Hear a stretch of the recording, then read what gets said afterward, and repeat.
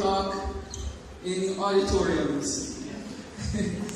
So I'm going to try to give praise and honor to God while we're here for our young graduates and the teachers, especially the ones who have served for many years.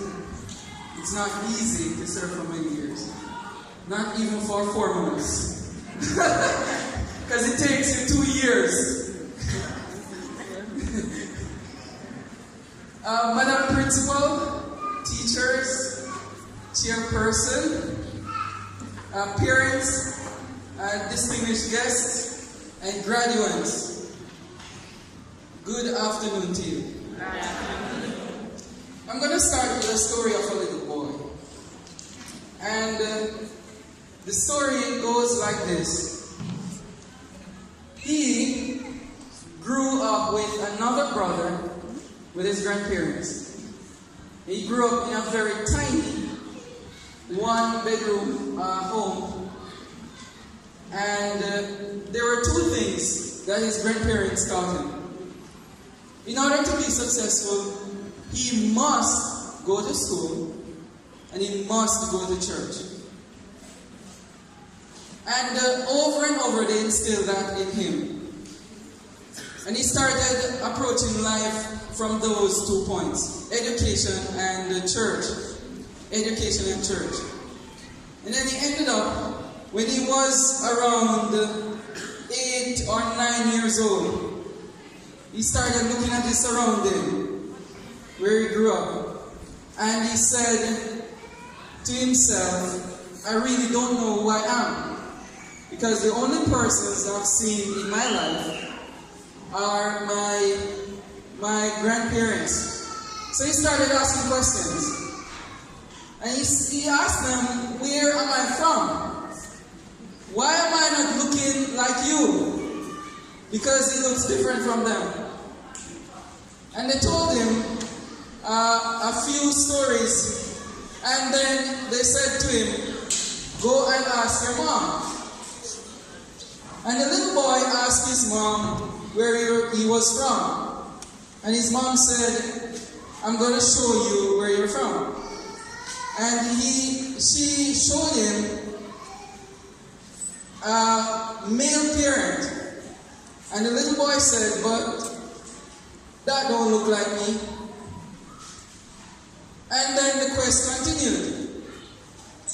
And the mother said, hold on. By this time, the little boy reached around 15 years old. And he said, I can't take this anymore. I want to know where we come from and who my parents be. So the mother gave him a name and told him that she will show him his father. And one day, when he was around 19 years old, she took him and met the father. And the father said to him, at 19, going on to 20 years old, you don't need any father now, you're a big man.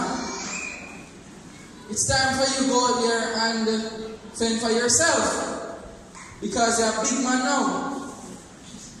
And he said to the father, do you know what it's like growing up without a father? Without an identity figure? Trying to figure out who you really are, where you're from, what you're about, who you could pin your lineage to. And the father laughed and said, you are a big man now. And then by that time, the little boy was going into college. And he has never seen his dad ever since. Now that story is a true story, it's my story. It is my story where I grew up with my grandparents and they instilled in me two things. Education and school. Education and God. And the thing is, when you focus on those two things, they are sometimes unseen. You cannot touch education when you are living in poverty and growing up and going to school barefooted. You cannot touch God as it is. But you have faith that was handed down to you from your parents. And they believe that you can achieve. And they instill it in you to go out there and represent them. There's another thing that they told me, and I grasped it really quickly. They said to me to become better than them. We grew up in this little one bedroom, and then they added another one. And they said, you see this? You're born with life. You need to make good use of it. We are born poor, but we're not going to die poor. So in a nutshell, that's my background. No, I'm saying that to say this to parents. A charge that parents can be the worst enemy to their child's success. And I implore you parents to swallow your pride and sit down and have a serious heart-to-heart conversation with your students. To allow them to understand who they are before they go out there in the world. And then somebody else is going to tell them who they are. Whether they like it or not their own self. They're going to tell them who they are. And they're going to teach them to conform to those identities. Whether they like it or not, or it's true. It might not be true. But they will gradually believe in it. And take it up onto themselves. Before you get the opportunity to tell them who they really are. And when somebody out there tell them, and then they come back and you don't want to answer the questions, then they're going to dislike you. You need to sit down and tell them who they really are, where they're from. I sat down with my grandparents and I asked them where they're from, where are their families, where their aunties and uncles and their grandparents. And I traced my lineage on my mother's side all the way down to Brownstone and somewhere down where the sugar plantation is in Clarksonville. That's where my grandparents' my grandmother's family is, from slaves. And then my father's side is from India. And what I discovered is this, that the ones who came here, worked hard, stayed on the plantation, and then gravitated towards the hills, they are the ones who are ready to own me, who have come into the world not on my own cause. And for fathers out there, you need to own up to your own responsibility. Yes. There are many who stand up in the church right now when the principal, Miss Nimitz, asks who wash the walls or clean the windows. Only women. Where are the fathers? Where are all the fathers?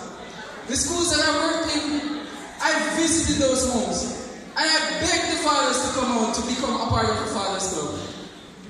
If I had asked the ladies, I'd get hundreds. Where are the fathers? And we're not talking about biological alone. We're talking about those people who have become mentors for our young boys. Where are they? Why are they backing away from the opportunity to serve the community and their own children? Stop backing down fathers. So, for parents, I'm asking you to love genuinely your students. Love them. And send them to school. Not just into high school, but to colleges. Get them to earn themselves degrees and to learn life lessons. To collaborate with others on the world's front. There's a word that has been going around in graduations, education. And to invest in your child's education. And that education is the key to success. And hard work also is the key to success. But what is education? What is education for all of us? And there are two things that people tend not to say so much. They talk about the home. Here too, the home, which is informal education of students, and then the school for formal education. The informal education starts right in the womb. And I heard somebody mention up there, Miss Nevins again, the eloquent principal, read to your unborn child. Read to them. And then once they're born, you read to them. Take time to complete their homework. Do the projects with them, not for them. Do it with them. Encourage them to complete their work before they go out on the street and start playing. Spend time with them. That is the informal education. And then when they go to school and they sit in their chairs, they'll be able to adapt and learn the formal way of thinking. The formal way that the world wants us to do and to think. And to compete with people even in Japan and Singapore and China. So if you don't build that background from home, they will struggle in school. And the literacy rate will be down. And we don't want it to be down nationally. You want to invest in it. Invest in your own child, in their education, so that they will be successful and they will be better off than you. And that will make a better generation moving forward. That is the goal of education. And the spin-off of that goal of education is that they become good citizens. So, when Tom Jones or Miss Mary she's very old, or Tom Stewart, they're old and they're down there by their house and they have nobody to clean the house, you will tell your child, go and help out so and so. Because that's a good citizen. Yeah. When you and your parents, you're not getting off the hook here, you volunteer in school. Volunteer, male and female parents, volunteer in the schools. So that your child will see that you're giving back to the community. Even if you can hardly read or write, volunteer in the school. They need people to even share lunches and say hi to the kids, talk to them about whatever they're doing in school, and motivate them, pushing them forward. Become good citizens. That is the goal of a true education system. So, for graduates, I'm very, very happy to be here with you.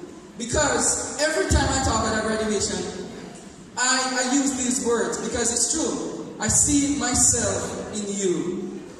Because I've sat where you're sitting a few times. I've sat there and I listened.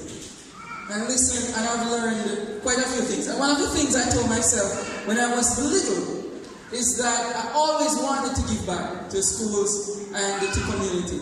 I always, and everywhere I go, I give back to school and community. I know I'm supposed to tell you encouraging things. I'm supposed to encourage you. I'm supposed to be inspirational. And I'm supposed to motivate you and allow you to feel accomplished at this stage in your life. I am supposed to charge you forward. That anything out there you can accomplish and you can conquer. I'm supposed to do that. That's what is expected of me. But I take a look at the number of students who are leaving school, the little ones and the older ones. There are hundreds of you. Hundreds of you going out there in our little world. And we have to provide for you. We have to make way for you. And your parents are going to have to dig deep for the big bucks to send you to high school. And then furthermore to send you to college. The truth is, graduate, and I'm being very honest here, the world is a crazy place. It's very, very crazy. It's a very unforgiving world. I'm not prettying up anything I tell you. It's rough. It's very rough. And the higher you climb, the harder it becomes. People will hate you for the color of your skin. They will dislike you because of your accent, because of the way you talk, because of the way you dress. If you don't pass people and say hi to them, if you don't go to school and conform to some form of rules, you will be labeled as outcast. When you get a little older and you understand how a little bit of the system works, you will still be fought down.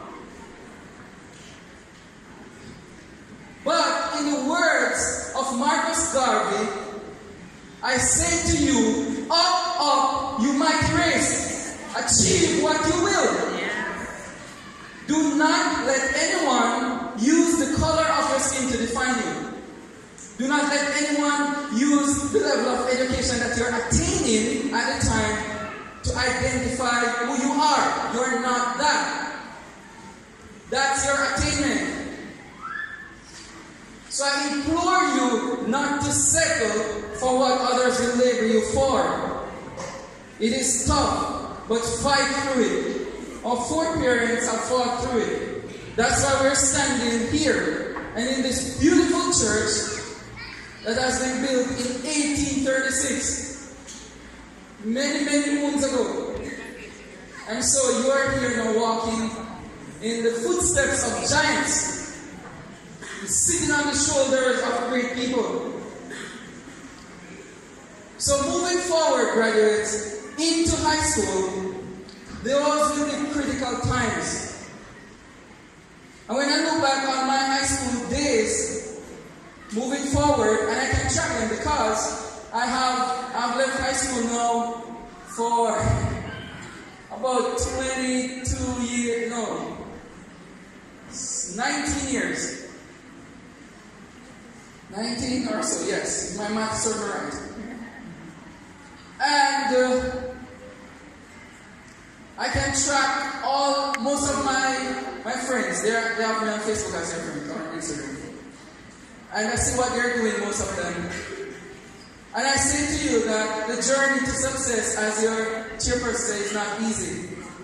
Because one of you or two of you growing up in the same home or the same town, you will move farther ahead than others. Others will achieve something later on in life. But that's why what makes the journey very unique and beautiful is so you can move forward, look at the other person, collaborate with them, and move forward again, and you realize that you're not better off than anybody because everybody is fighting a battle. But as you move forward, there are critical times. And I'm going to share with you, there's something known as technology in our world now. Technology, and while I'm doing research for a university now, I look at technology and the rate at illiteracy. There's no way, in my mind, illiteracy, with the advancement of technology, should be nowhere near each other in terms of the way they're struggling. They're struggling. If you have a smartphone, or you have a tablet or a computer, to go online to view people's status, there's no way you should not be able to read. But that's not the case in general. People are going on and they're using their technology only to view videos and watching other people's lifestyle and minding other people's business as you're young in school. And you're wasting time playing games. Yes. You play games 24/7. And if your parents are not careful, you hide under the sheet at night and you play games when they send you to bed or to do your homework. And so, the work is left just minutes before the teacher asks for it the next morning. And you don't know what one other word means on that paper. Or a math problem. They're all on YouTube. You can text somebody, ask them how you do this problem. Collaborate with them instead of wasting time playing video games. Right now, the World Health Organization, they label gaming, video gaming, as a mental disorder. A mental disorder. You cannot allow your beautiful minds to go to waste. You need to sit down, think about what you're doing, where you want to go, so much and use the device to advance yourselves. And tell your friends that you're not up for that or to collaborate with them online to compete with, you know? Like you're over there and he's over here and you're playing video games together online instead of collaborating on a project or to find out what's the next best thing for me. Be creative. So, you're going to have to fight that battle. With technology and life becoming easier in the form of technology and the illiteracy rate, do not fall trap to that. Come back, stay back from the pitfall that technology has to offer. Notice that I'm not mentioning the positives because every time we talk, there are so many positives about technology. Oh, it is beautiful. It is very, very beautiful. But it is causing us to waste too much time and using it for the wrong purpose. There are opportunities out there, using technology or otherwise, going to school, take them, make good use of them. Make your own decisions. Take risks. Take risks on yourselves. Form networks with students as you go into high school and college. Form networks with them. Because they're the ones, when you become a doctor, a lawyer, or a teacher, you're going to collaborate with them. Because you're going to need a lawyer someday. You're going to need a pastor someday. And some of them are going to be pastors and lawyers and doctors. You can collaborate with them. Start now, networking with your peers. Develop your own self-worth. So that when you stand up to speak, people will listen.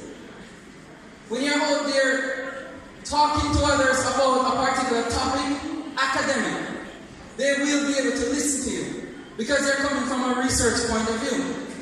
So they listen.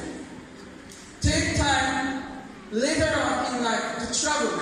Travel from the shores of our own beautiful country. Travel and become familiar with other people. Walk in their shoes. Eat their food. And understand their point of view. That's how we will bridge a gap between cultures and diversity. You have to move away from your shores. I had no idea when I was your age, no idea what I was going to do because I had nothing. And I sat down and I prayed to God. I said, God, I don't want to die poor. I want to come out of this. I love school. Please, I'm begging you. And I lament, I call on God. And one day somebody said, hey, you partake in the church. You want to go to school? And I said, yeah, I really want to. And at the time I was trying desperately to get into Case, agricultural school. And then the funny thing about it, I got in and I said, no, I don't want to go there anymore because I got to go to Teachers College. And I chose education over becoming an agriculturalist. So I prayed to God, and I remember the verse from Jeremiah. Jeremiah said, before you were formed in the womb, I knew you. Before I knit you in your mother's womb, I knew you and I formed you and I found. And I said to myself, how could God forget his own? How could he? How could he? Even if a mother forget his young, God will never forget his. I beg you to call on God in your deepest hour of distress. You call on him and he will help you. James Allen, and if you want to write this down, I'm going to read it. Start your reading, your summer reading already. James Allen in 2004 wrote a book, and this is my talk to you guys. He wrote a book, it's a very small book, very short, at 30-something pages. And he entitled it, As a Man Thinketh. As a Man Thinketh. So is he. And in that little book, one little thing I'm going to share with you. He compared the mind of a human being with a garden. And he said, if you plant a garden with beautiful flowers, it will constantly grow beautiful flowers. But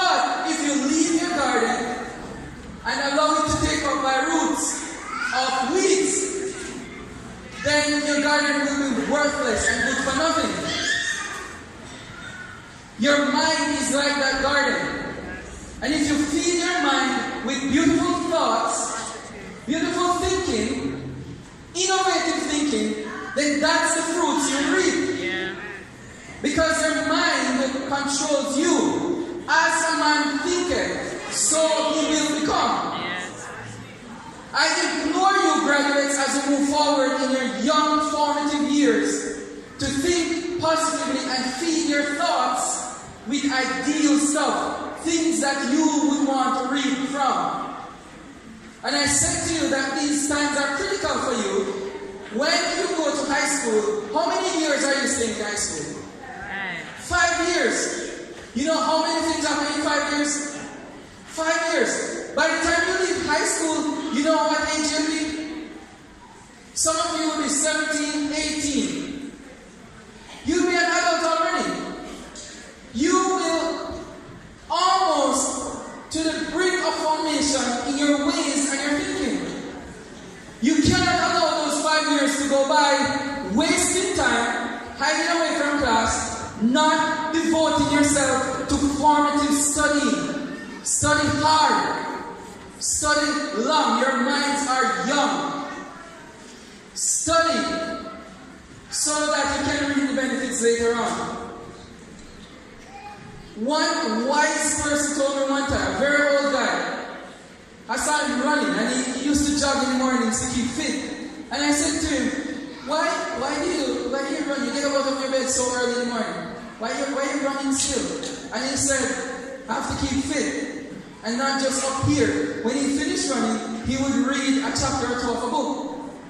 He said, you have to keep this healthy and these healthy. Even when you're getting older, you have to keep fit in every way and avoid bad company. They will pull you in the wrong direction. These are not news to you. Your parents told you that over and over. Avoid bad company. It's true. It's very true. Some of my classmates, they have gone into prison already for trafficking drugs. From high school. They've gone into prison. They don't listen. Listen. Take heed and become wise. Now, as a man thinketh, so is he, attacking your mind, because that's where it started. Where your parents plant these seeds in you, either of success or desperation. And I'm back to you, parents, that when they want to become something, do not stop them from becoming. You encourage them. Whether you can see it or not, encourage them to become. They can become the next Ramoshet in the morning. Or they can become the next scientist who will discover a cure for AIDS or cancer. Encourage them. You might not see it right now, but you don't know what is in their young minds. Isaac Newton, a very great scientist, he discovered the law of gravity by just sitting under an apple tree. By just taking time out from school and traveling on a ship with his uncle and jotting down stuff in his notebook. He was very young.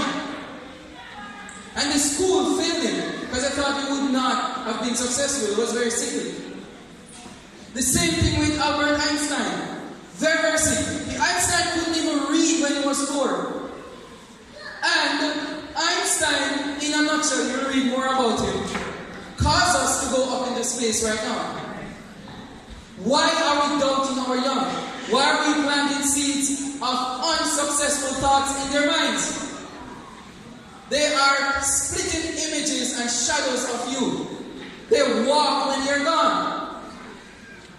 When you're not here anymore, they're right here, carrying on your legacy. Why would you plant seeds of not good thinking in them? James Allen, the same guy who wrote As a Man Thinketh, he suggested on the thoughts of dreams and the mind world. Dreams are seedlings of future reality. And if you kill those seedlings, you will kill the future reality of our students. Their seedlings, they're just coming up. And they need encouragement like water and food and fertilizer. So don't tell them that they can't become the next Bob Marley. Don't tell them. Even if you doubt them, push them still. And go inside and laugh when they're not looking. But don't do it. Don't do it. When you plant your seeds and dream big dreams and work hard to achieve them, you will do a lot on the way to success. Because as the chairperson just said, success is not a one-way street. And success is not happening today. Success and excellence work hand in hand. They do not come from one stem. Excellence, as the famous philosopher Aristotle once said, excellence is not a destination.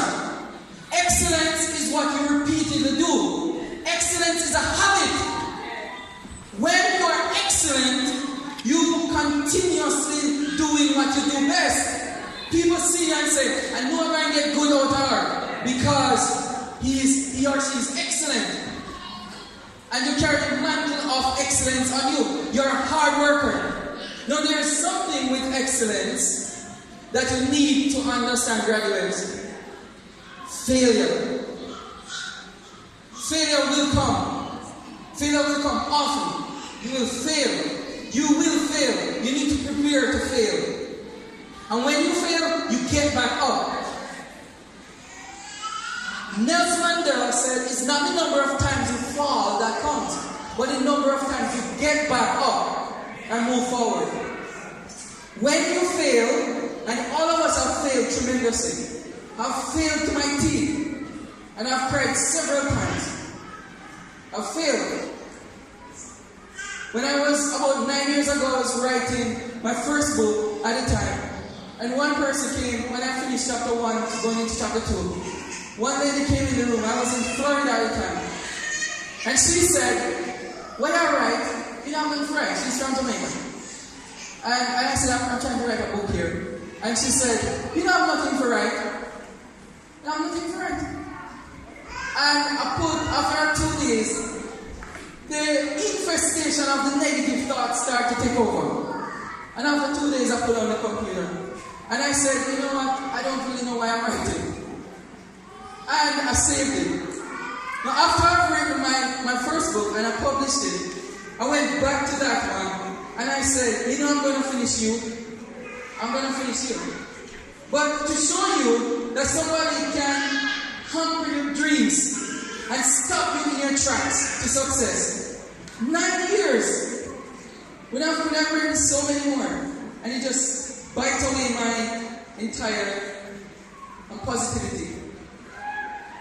So people are out there to watch you fail. You need to avoid them.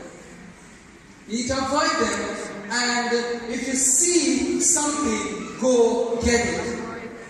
Go get it. Do not be afraid of failure. Many times the person who invented the light bulb, Thomas Edison, he failed more than 1,000 times before he invented the light bulb. Do not be afraid of failure.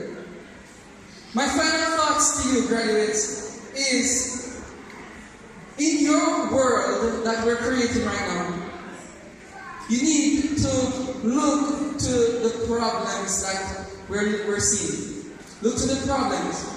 Find out what you will leave as your legacy. Find out what is there for you and your children's children. Because when we came along, we saw a world and we devoured it. We used up the resources and now we're fighting back global warming. We're fighting back corruption in governments. We're fighting back a lot of things, diseases. What is one thing that you will contribute positively to the world as you grow older? Find that thing and stick to it. And as you find that thing, remember your character. Remember that you need to protect your character and develop good morals.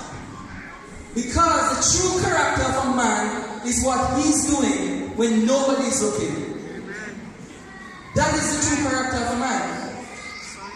When nobody else is looking doing? What are you doing? When you're home alone, when you're riding the bus, when you're at school and you get free time, what are you doing? What are you doing with your time? That is the true character of a man. What he is doing when nobody else is watching. So I implore you, graduates, as you move forward, to become wise, to become somebody of worth, to become a good citizen, to walk by faith, the journey in somebody else's footsteps, to understand them, and to enjoy your life. Because what is life without true happiness? What is life? And as you get a little older, remember that somebody is coming after you. So protect your earth. Thank you very much.